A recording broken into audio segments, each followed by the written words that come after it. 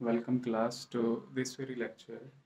और ये लेक्चर जो है ये डोमेस्टिक सर्किट से रिलेटेड हमारा लेक्चर है, लेक्चर नंबर 3।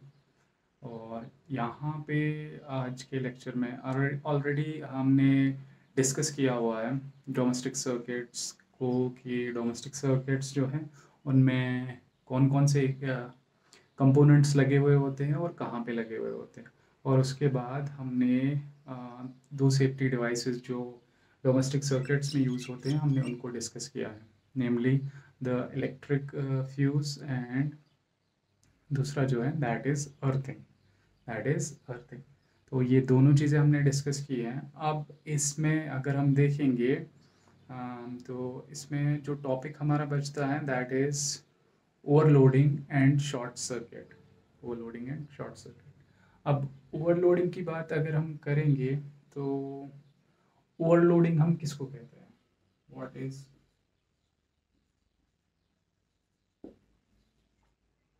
ओवरलोडिंग? अगर ओवरलोडिंग की बात हम करते हैं तो ऑब्वियसली आप लोगों को जो है ये वर्ड जो है, इस वर्ड में आप लोगों को इट्स कम्बिनेशन ऑफ वर्ड्स आपको लगेगा। One is over and the other is loading. Loading pertains to the load, pertains to the load। अब अगर हम इस चीज़ की बात करेंगे, over means when something is beyond the limits. जब वो दी गई लिमिट्स के बाहर हैं तो we say that it is over. और दूसरा पार्ट जो इस टर्म का है that is load, that is load. तो लोड की बात जब हम करेंगे तो लोड की टर्म हमने इससे पहले भी यूज़ की है। जब हम जनरेटर्स पढ़ रहे थे तो तब हमने लोड की टर्म यूज़ की है। Load is simply a device which is connected in a circuit.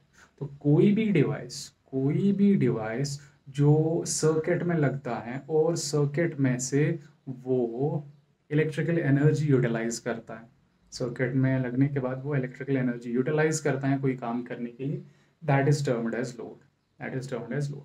तो अब अगर हम यहाँ पे देखेंगे तो it is overloading. Overloading means कि एक सर्किट जो होगा, देखो एक सर्किट ऑलरेडी आप लोगों ने इलेक्ट्रिसिटी में सर्किट पढ़ा हुआ है। तो सर्किट में बहुत सारे कंपोनेंट्स होते हैं, कंपोनेंट्स तो लगे हुए होते हैं। इनमें एक एसेंशियल कंपोनेंट जो होता है वो होती हैं कनेक्टिंग वायर्स। और कनेक्टिंग वायर्स जो होती हैं वो सारे अप्लायंसेस को कनेक्ट करती हैं उस सर्किट में, what ever is in that very circuit. सबको एक दूसरे के साथ कनेक्ट करना, एनर्जी सोर्स के साथ कनेक्ट करना, स्विचेस के साथ कनेक्ट करना, तो ये सारा काम जो है वो वायर्स करती है। तो अब ये जो वायर्स होती है, वायर्स की अपनी एक कैपेबिलिटी होती है, कैपेसिटी होती है कि वो कितनी करंट बर्दाश्त कर सकती है, वो कितनी करंट उनमें से पास होगी और वो बिना डैमेज हुए वो वायर्स जो हैं वो सरवाइव करेंगी। तो there is a limit to that very thing, there is a limit to that very thing. इसीलिए जब भी कोई अप्लायंस जो है, जब भी कोई भी अप्लायंस हम एक सर्किट में लगाते हैं तो वो सर्किट जो होता है काइंड ऑफ, हम एक सर्किट यहाँ पे बनाएंगे। Let suppose there is a fan connected in a circuit, there is a fan connected in a circuit. तो ये हमारे पास एक एनर्जी सोर्स है, ये हमारे पास एक एनर्जी सोर्स है। और ये एनर्जी सोर्स जो है ये सप्लाई करता है करंट इस फैन को, करंट इस फैन को। अब ये करंट कहाँ से जाएगी? ये करंट जाएगी इन वायर्स के थ्रू। अब ये वायर्स के थ्रू जब जाएगी तो आप लोगों ने अगर आप लोगों को याद हो तो आप लोगों ने जूल्स लॉ ऑफ हीटिंग पढ़ा है। जूल्स लॉ ऑफ हीटिंग में हमें पता चलता है कि जिस भी कंडक्टर से करंट जाएगी तो उसमें हीटिंग इफेक्ट होता है बिकॉज ऑफ द रेजिस्टेंस। जो वो रेजिस्टेंस प्रोवाइड करता है उसकी वजह से some amount of the electrical energy जो है that gets converted into the heat energy, that gets converted into the heat energy. और अब जो हीट एनर्जी में कन्वर्ट हो रही है तो उसकी वजह से वायर्स गर्म होती है। आप लोगों ने यूजुअली देखा होगा कि जब हम फ़ोन को चार्जर पे लगाते हैं चार्जिंग पे लगाते हैं तो फ़ोन गर्म हो जाता है या चार्जर गर्म हो जाता है। It is because of this very heat being produced, this very heat. तो ये हीटिंग जो होती है वायर्स की, जब इनके थ्रू करंट चलती है, जब इनके थ्रू करंट चलती है तो उस हीटिंग की वजह से क्या होगा, आप लोगों ने ओम्स लॉ में, sorry, joules law of heating में अगर देखा होगा, तो जूल्स लॉ ऑफ हीटिंग में हम देखते हैं H is equal to I square R T, I square R T. तो अब ये जो वायर्स हैं, इन वायर्स की रेजिस्टेंस जो है वो फिक्स्ड है, और टाइम जो है, टाइम तो हम पर डिपेंड होता है कि हम कितने टाइम पे इन वायर्स में से जो है करंट जो है चलाएंगे। लेकिन जो इसमें सबसे ज़्यादा इफेक्टिव पैरामीटर जो होता है, जो हीट जनरेट करने के लिए रिस्पॉन्सिबल होता है, that is current, that is current. इसमें एक अप्लायंस लगा हुआ है, तो इन वायर्स के थ्रू जो है करंट जो चलेगी वो ऑब्वियसली इस एक अप्लायंस की रिक्वायरमेंट के अकॉर्डिंग चलेगी, तो इनमें हीट भी उसी तरीके से जनरेट होगी, उसी अमाउंट की जनरेट होगी। अगर फिर हम इस फैन के साथ साथ यहाँ पे और एक इक्विपमेंट लगाएंगे, दैट इज सपोज हम और एक फैन लगा रहे हैं, हम और एक फैन लगा रहे हैं, तो इस सर्किट में हमने 2 फैन लगाए, अब और एक फैन भी हम लगाएंगे।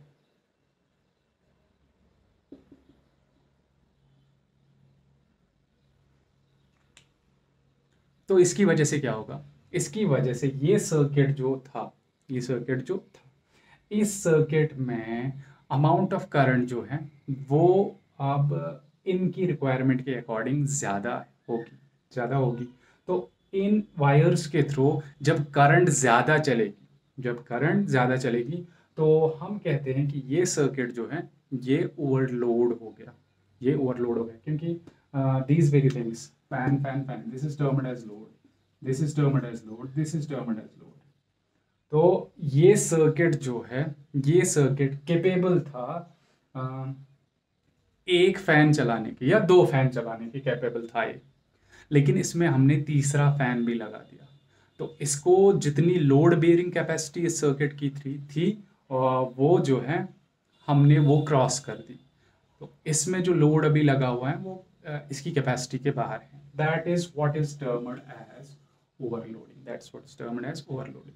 तो अब ये ओवरलोडिंग जो होती है, ये ओवरलोडिंग जो होती है, इसकी वजह से होता क्या है, हम इस सर्किट में ये ओवरलोडिंग क्यों प्रिवेंट करते हैं, ओवरलोडिंग क्यों प्रिवेंट करते हैं, क्योंकि जैसे ही सर्किट में ओवरलोडिंग होती है तो इसमें एक्सेसिव करंट चलती है, एक्सेसिव करंट चलती है, तो उस एक्सेसिव करंट की वजह से हीट ज़्यादा प्रोड्यूस होती है, हीट ज़्यादा प्रोड्यूस होने की वजह से क्या होता है, उसकी वजह से जो वायर्स होती हैं वो ज़्यादा गर्म हो जाती है, और यहाँ पे इन वायर्स के जलने का खतरा होता है। इनमें वेयर एंड टियर तो ऑब्वियसली होगा ही, लेकिन वेयर एंड टियर जो है वो लॉन्ग टर्म में दिखेगा, वो लॉन्ग टर्म में दिखेगा, लेकिन उस वेयर एंड टियर के अलावा जो है इमीडिएट इफेक्ट जो ये दिखाएंगी वो ये कि इससे आग लगने का खतरा है, क्योंकि हीट ज़्यादा जनरेट होगी, हीट ज़्यादा जनरेट होगी तो उसकी वजह से इग्निशन टेम्परेचर आ जाएगा, और इग्निशन टेम्परेचर की वजह से जो है वो आग लग जाएगी। तो इसीलिए हम ओवरलोडिंग को प्रिवेंट करते हैं। ओवरलोडिंग को प्रिवेंट अब कैसे किया जाए ऑटोमेटिकली, देखो हम घरों में हर कोई, किसी को ये टेक्निकल टर्म्स तो पता नहीं होती है, हर किसी इंसान को इतनी टेक्निकलिटी में जाने की ज़रूरत तो नहीं होती है, उनको डे टू डे लाइफ में सारी चीज़ें हैंडल करनी होती हैं। तो हम क्या करते हैं, हम इससे पहले ही हमने एक सेफ्टी डिवाइस पढ़ा है, फ्यूज़, तो हम इसी सेफ्टी डिवाइस का, फ्यूज़ का यूटिलाइजेशन करते हैं इस सर्किट को ओवरलोडिंग से बचाने से। लेट अस सपोज कि जो इस सर्किट में है, इस सर्किट में एक फैन की रिक्वायरमेंट जो है वो 3 एम्पियर है, हाँ 3 एम्पियर है, और दूसरे की भी 3 एम्पियर है, तीसरे की भी 3 एम्पियर है, लेट अस सपोज।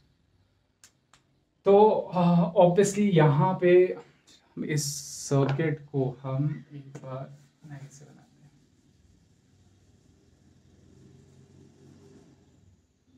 इसको उसी तरीके से बनाएंगे जिस तरीके से हम डोमेस्टिक सर्किट्स जो हैं उसमें बनाते हैं, वही prefer parallel combination rather than series combination.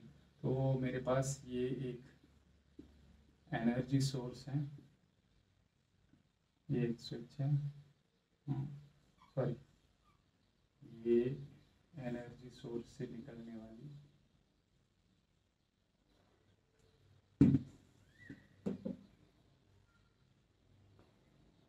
अब यहाँ से एक वायर निकलेगी,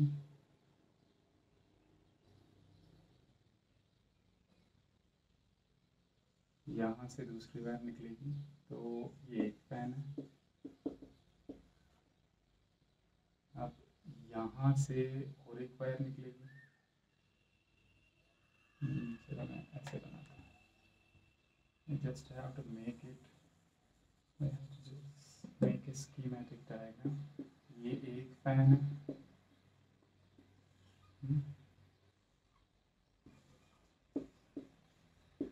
ये दूसरा फैन है,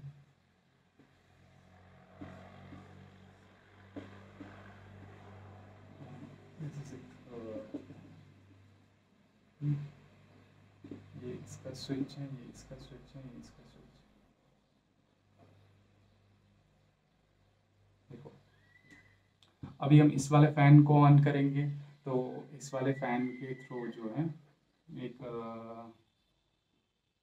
करंट चलेगी, और फिर इसमें तो ऑब्वियसली इसकी 3 एम्पेयर रिक्वायरमेंट है, 3 एम्पियर है, 3 एम्पियर है। तो ये वाली वायर जो है, ये वाली वायर जो इनकी कॉमन वायर जो है, वो कॉमन वायर जो है that is capable of handling 6 ampere.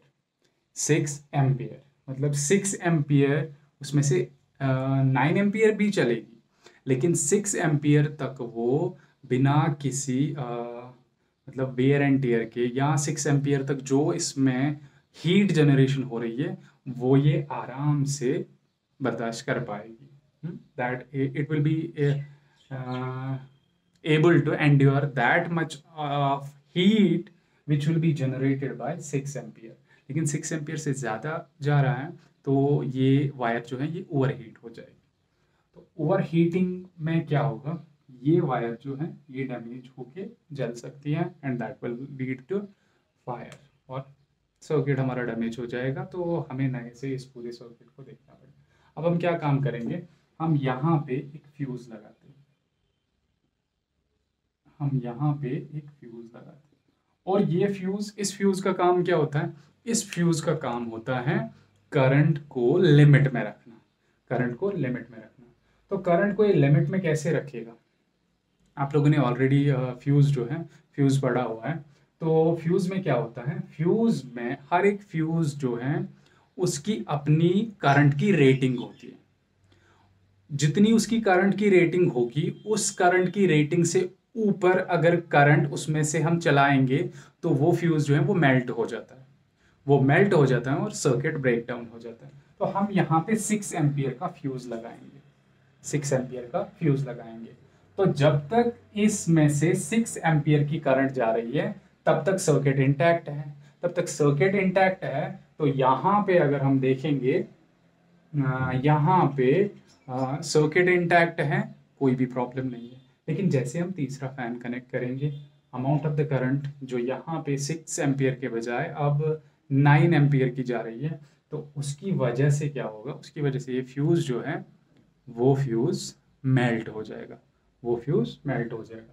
तो अगर ये, जब ये फ्यूज़ मेल्ट हो जाएगा तो सर्किट जो है वो ब्रेक हो जाएगा, और ये वायर्स जो हैं, ये वायर्स जलने से बच जाएगी। हमें फ्यूज़ जब मेल्ट हुआ दिखेगा तो हम क्या काम करेंगे, हम उसको रिप्लेस करेंगे, और हम मेक श्योर करेंगे कि द रीज़न क्या है।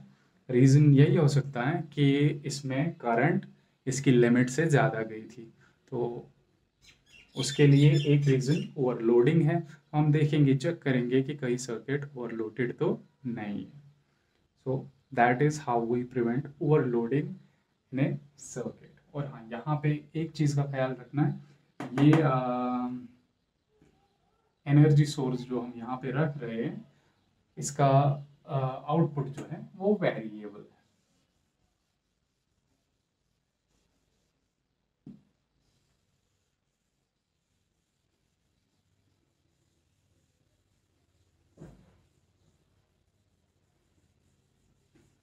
सो ओवरलोडिंग की बात अगर हम करेंगे, ओवरलोडिंग सिंपली जो है, ओवरलोडिंग का मतलब यही होता है कि जब हम किसी सर्किट में एक्स्ट्रा कंपोनेंट्स जो हैं, एक्स्ट्रा इक्विपमेंट्स जो हैं वो लगाते हैं, और उनकी वजह से वो सर्किट जो है वो अपनी बियरिंग कैपेसिटी, उस सर्किट का लोड जो है वो उसकी बियरिंग कैपेसिटी से ऊपर चला जाता है. So that is overloading. One more thing that comes in the purview of the domestic circuits is short circuit. Short circuit. ये भी अगर आप लोग देखोगे तो दो चीज़ों से बना है, शॉर्ट एंड सर्किट. तो ये शॉर्ट सर्किट का मतलब क्या होता है? शॉर्ट सर्किट का मतलब क्या होता है? शॉर्ट सर्किट की बात अगर हम करेंगे तो शॉर्ट मीन्स छोटा. You can say it in the simple terms. Short means छोटा. Circuit, you people are aware when we connect some connecting wires and a battery and a power source and some of the equipments, resistors or something else. तो वो एक circuit बनाता है. तो short circuit हम किसको कहते हैं? शॉर्ट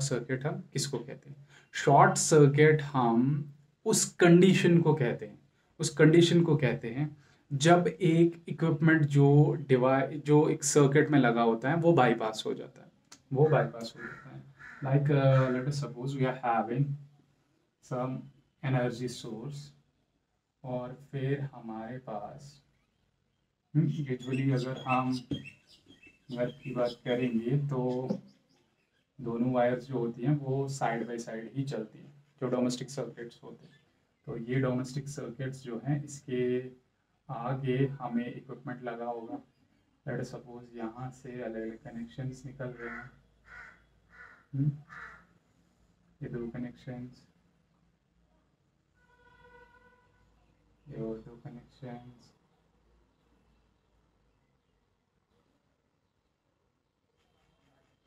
चलो दो ही डिवाइस दिखाते हैं, ये ज़्यादा जम्बल्ड हो जाएगा. तो यहाँ पे लेट अस सपोज एक बल्ब है, यहाँ पे लेट अस सपोज एक टीवी, इसमें अपना स्विच लगा हुआ है, इसमें अपना स्विच लगा हुआ है. तो ऑब्वियसली यहाँ पे जो है एक एनर्जी सोर्स लगा हुआ है, और एनर्जी सोर्स बाहर से आ रहा है, और representation is in this way. तो यहाँ पे जो करंट सोर्स यहाँ से आ रहा है, उसकी वजह से जो हमें करंट मिल रही है, this is representation of N alternating source. ऐसे हम एक अल्टरनेटिंग सोर्स को दिखाते हैं, अल्टरनेटिंग करंट के सोर्स को दिखाते हैं. तो ये जो डायग्राम हमने अभी बनाई, तो इसमें क्या होगा, ये एक नॉर्मल सर्किट. इस नॉर्मल सर्किट में अगर हम देखेंगे तो करंट जो आएगी, करंट को चलना है इन दो इक्विपमेंट्स में से, या तो इसमें से चलेगी या तो इसमें से चलेगी. और ये इक्विपमेंट्स जो होते हैं इनके अंदर अच्छी खासी रेजिस्टेंस होती है, और उस रेजिस्टेंस की वजह से क्या होता है, उस रेजिस्टेंस की वजह से यहाँ पे इस सर्किट में जो है ये एनर्जी को कंज्यूम करते हैं, और उसको कन्वर्ट करते हैं किसी और फॉर्म में इनके आउटपुट के अकॉर्डिंग. तो this is a normal circuit. अब कभी कभी क्या होता है, कभी कभी ये वायर्स जो होती हैं इनमें कुछ वियर एंड टियर हो जाता है, और उसकी वजह से, क्योंकि आप लोगों ने देखा होगा हमारे घरों में भी अगर अंडरग्राउंड फिटिंग भी होती है तो उसमें पाइप के थ्रू ही सारी वायर्स चलती हैं. उनकी अपनी इंसुलेशन जो होती है, that is the only thing preventing them from mixing with each other और टचिंग ईच अदर. तो जब वो चीज़ वहाँ पे होती है जो उनको प्रिवेंट करती है, अगर कभी किसी रीज़न की वजह से वो चीज़ जो है वो चीज़ ना रहे, मतलब वो उसमें वेयर एंड टियर हो जाए, तो फिर ये दो वायर्स जो है ये एक दूसरे के साथ मिल जाती है. तो ये इक्विपमेंट उसकी वजह से बाईपास होके यहाँ पे ये मिलती है. और कनेक्टिंग वायर्स जो है, कनेक्टिंग वायर्स यूजुअली कॉपर की बनी होती हैं, और कॉपर की बनी हुई वायर्स जो होती हैं उनमें रेजिस्टेंस बहुत कम होती है, उनमें रेजिस्टेंस बहुत कम होती है। तो कम रेजिस्टेंस होने की वजह से यहाँ पे करंट का वैल्यू जो है वो बहुत इंक्रीज होता है। करंट का वैल्यू इंक्रीज होगा, करंट का वैल्यू इंक्रीज होने की वजह से क्या होगा, करंट का वैल्यू इंक्रीज होने की वजह से यहाँ पे amount of heat generated, amount of heat H is equal to I square RT, amount of heat generated in wires में जो है वो increase हो जाएगा, वो increase हो जाएगा, वो increase हो जाएगा। तो इनकी वजह से क्या होगा, इनकी वजह से आग लगने का खतरा होता है। जैसे आप लोगों ने सुना होगा, बहुत सारे इंसिडेंट्स आप लोगों ने सुने होंगे कि वहाँ पे जो है शॉर्ट सर्किट की वजह से वहाँ पे आग लगी थी। तो शॉर्ट सर्किट की वजह से यही होता है, क्योंकि करंट जो है वो बहुत अमाउंट से इंक्रीज होती है, वो बहुत ज़्यादा इंक्रीज होती है, क्योंकि रेजिस्टेंस बहुत कम है, रेजिस्टेंस बहुत कम है। और आप लोगों ने ये इक्वेशन देखी होगी, V is equal to I R, V is equal to I R. Resistance का वैल्यू बहुत कम हो गया। देखो पोटेंशियल डिफरेंस जो है, जो पोटेंशियल डिफरेंस मिल रहा है वो तो उतना ही मिल रहा है, वो तो उतना ही मिल रहा है, लेकिन करंट जो है, करंट का वैल्यू जो है वो रेजिस्टर पे डिपेंड है। रेजिस्ट अगर रेजिस्टेंस ज़्यादा है, करंट कम है, क्योंकि इन दोनों का प्रोडक्ट V के बराबर है, और V यहाँ से मिल रहा है। V यूजुअली हमारे घरों में जो आता है 200 के आसपास आता है, 200 वोल्ट के आसपास आता है। तो 200 वोल्ट यहाँ से मिल रहा है, लेकिन यहाँ से एडजस्टमेंट जो है वो रेजिस्टर बड़ा है तो करंट कम चलेगी उसमें से, करंट कम चलेगी उसमें से। अब ये करंट जो उसमें से कम चलेगी रेजिस्टर में से, तो रेजिस्टर अगर यहाँ पे रहा ही नहीं, we are having that very setup in the circuit now, in the circuit now, जिसमें रेजिस्टेंस बहुत कम है, जिसमें तो उसकी वजह से करंट बहुत ज़्यादा हो जाती है, बहुत ज़्यादा हो जाती है। तो करंट बहुत ज़्यादा होगी, उसकी वजह से ये करंट जब बहुत ज़्यादा होगी उसकी वजह से हीट बहुत ज़्यादा प्रोड्यूस होती है, हीट बहुत ज़्यादा प्रोड्यूस होती है, तो उसकी वजह से आग लग जाती है। और फिर आप लोगों को पता ही है, हम बहुत सारे बहुत बार हमने सुना भी होगा आप लोगों ने भी कि जो किसी स्पेसिफिक यूजुअली जो है हम दुकानों के बारे में सुनते हैं कि उस दुकान में आग लग गई क्योंकि वहाँ पे शॉर्ट सर्किट हुआ था, शॉर्ट सर्किट हुआ था। तो शॉर्ट सर्किट इसी वजह से, क्योंकि सर्किट पूरा कहाँ तक था, यहाँ तक था, इस बल्ब को लेके था, लेकिन ये सर्किट जो है यहीं पे कंप्लीट हो गया, यहीं पे कंप्लीट हो गया, तो ये शॉर्ट सर्किट हो गया। या तो कभी डिवाइस में कोई फॉल्ट होता है, डिवाइस में कोई फॉल्ट होता है, अंदर डिवाइस में बहुत सारा सर्किट है, पूरा सर्किट है, लेकिन उस सर्किट में कोई फॉल्ट हो गया और वो करंट को बाईपास कर रहे हैं, वापस ही कर रहा है। तो किसी इक्विपमेंट में अगर कोई फॉल्ट हो गया तो उसकी वजह से भी शॉर्ट सर्किट हो सकता है। बाकी सारे सर्किट को बाईपास करके वो इनिशियल स्टेज पे ही करंट जो है, जो लाइव वायर है वो न्यूट्रल वायर के साथ मिल रही है, और उसकी वजह से ये जो पूरा सर्किट जो है वो वहीं पे कंप्लीट हो रहा है, और उसकी वजह से जो बाकी उस इक्विपमेंट का पूरा सर्किट जो बाईपास हो रहा है उसकी वजह से भी रेजिस्टेंस का वैल्यू जो है वो बहुत डिक्रीज हो जाएगा, और जब वो बहुत डिक्रीज हो जाएगा तो उसकी वजह से करंट इंक्रीज हो जाएगी, करंट इंक्रीज हो जाएगी, and that can again lead to the same circumstances. यहाँ इस वाले केस में भी हम फ्यूज लगा के बच सकते हैं। मतलब फ्यूज जो है, फ्यूज हम नॉर्मली लगा के रखेंगे, जैसा आप लोगों ने देखा होगा जब हम domestic circuit, ideal domestic circuit ही हम पढ़ते हैं हमारे घरों में, इसको इम्प्लीमेंट करना बहुत मुश्किल है, मतलब हम यूजुअली अपने घरों पे नहीं करते हैं इम्प्लीमेंट इस चीज़ को। तो अगर आप देखोगे उसमें भी बहुत सारे जो आइडियल सर्किट हमने पढ़ा डोमेस्टिक सर्किट, उसमें आप लोगों ने देखा कि बहुत सारे फ्यूज़ लगे हुए थे, पोल फ्यूज़ लगा था, मीटर से पहले ही एक फ्यूज़ लगा होता है, हम मीटर के बाद और एक फ्यूज़ होता है, उसके बाद डिस्ट्रीब्यूशन बॉक्स जो होता है उस पे एक, उससे पहले एक फ्यूज़ होता है। तो यहाँ पे अगर हम देखेंगे फ्यूज़ इसीलिए नेसेसरी होता है कि कभी भी ऐसी कंडीशन अगर हो, इस कंडीशन में भी अगर यहाँ पे फ्यूज़ लगा हुआ हो, तो जैसे ही शॉर्ट सर्किट हो गया, यहाँ पे जो फ्यूज़ है, उसके थ्रू बहुत सारी करंट जब निकलेगी तो वो मेल्ट हो जाएगा, सर्किट कट हो जाएगा, and this can be prevented. हाँ, ऑल्दो अगर हम अब आज के दौर की बात करेंगे तो यूजुअली हमारे घरों में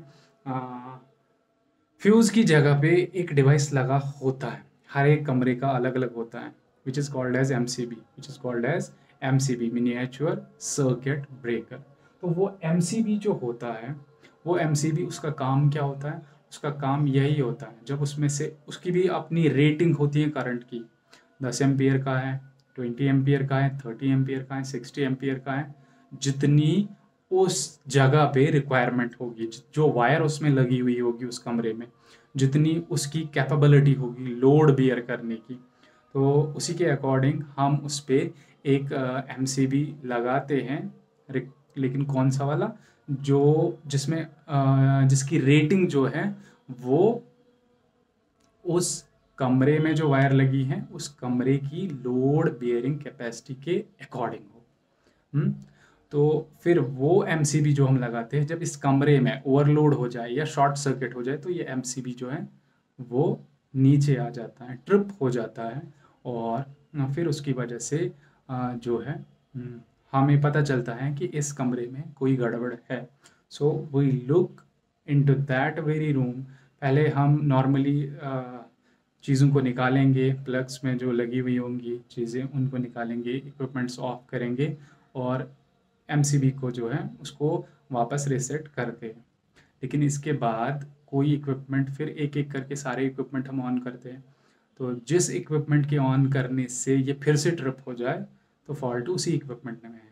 या अगर वो पहले ही ट्रिप हो रहा है सारे इक्विपमेंट बंद करके भी, फिर वायरिंग में ही फॉल्ट है, फिर वायरिंग में ही कहीं पे फॉल्ट है, शॉर्ट सर्किट के चांसेस होते हैं। तो हम अकॉर्डिंगली जो है यहाँ पे तय करते हैं कि डिफेक्ट जो है वो कहाँ पे है, और अकॉर्डिंगली हम उसको दूर करके वापस जो है उस कमरे को रेस्टोर करते हैं, और फिर एमसीबी जो है उसको रीसेट करते हैं। तो एमसीबीज जो हैं वो एक्चुअल में फ्यूज़ का ही काम करते हैं। और वैसे फ्यूज़ेस को, जो मैंने पहले भी आप लोगों से कहा था कि हम उनको रिसेटेबल फ्यूज़ कहते हैं, कि जो ए फ्यूज़ जो है एक बार अपना काम करे, फिर उसको रिसेट हम कर सके दोबारा अपना काम करने के लिए। So that ends this very topic, and the topic and this very unit as well. ये वाला यूनिट जो है ये इस यूनिट का लास्ट टॉपिक था, तो इसी के साथ ये एंड होता है।